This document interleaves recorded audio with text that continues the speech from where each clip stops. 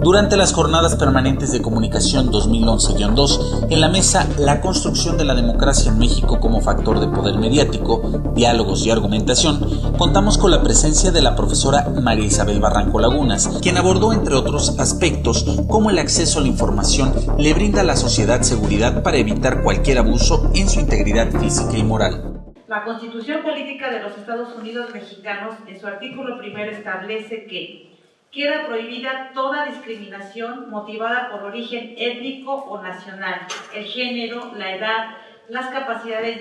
diferentes, la condición social, las condiciones de salud, la religión, las opiniones, las preferencias, el estado civil o cualquier otra que atente contra la dignidad humana y tenga por objeto anular o menospreciar los derechos y libertades de las personas.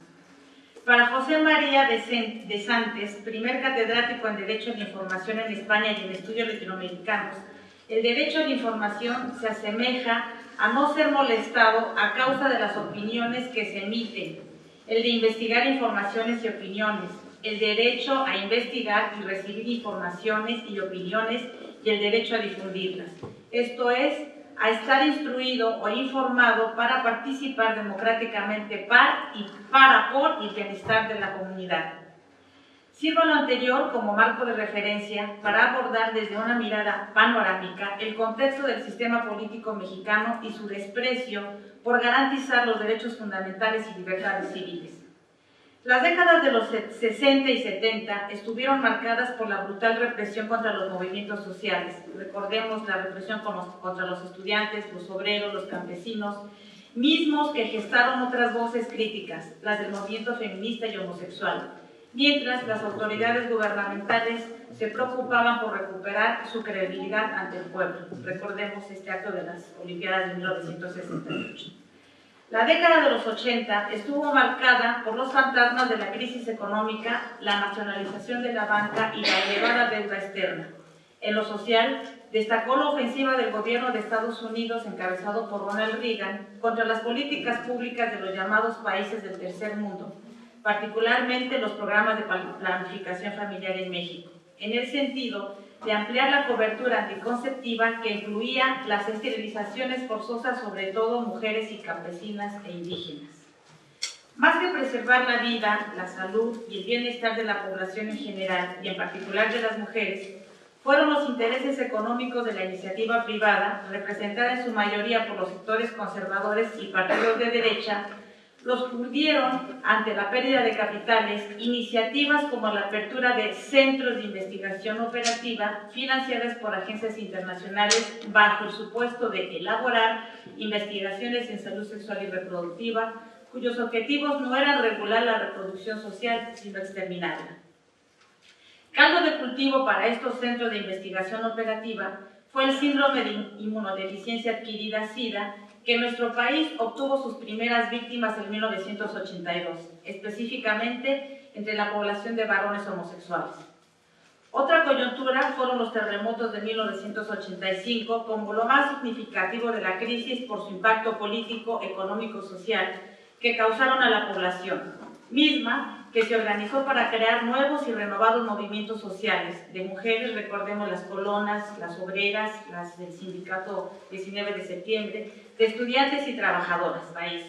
Con el acceso a la información en sus modalidades de propaganda, esto es decir, transmisión de ideas de una ideología por diferentes medios de comunicación, de noticia, entendida como dar a conocer un acontecimiento o fenómeno real basado en la veracidad, y la opinión, entendida como la apreciación, comprensión e interpretación de la noticia, estaremos desempeñando nuestra libertad de ideas y no de explotación de conciencias alienadas con fines de lucro o poder. Para ello, los medios de comunicación y quienes formamos parte de estos aparatos ideológicos en sus diferentes modalidades, ya sea escrita, electrónica o audiovisual, tenemos la responsabilidad de difundir noticias, informaciones y opiniones que contribuyan al conocimiento adecuado de las ideas y de los hechos, componentes que ayudan a los individuos y a los pueblos a la toma de decisiones en pro del bienestar de la sociedad, de la comunidad. Un grupo de periodistas comprometidas con la democratización de nuestro país Fundamos en 1988 la primera agencia de noticias en su tipo, Comunicación e Información de la Mujer, CIMAC Noticias.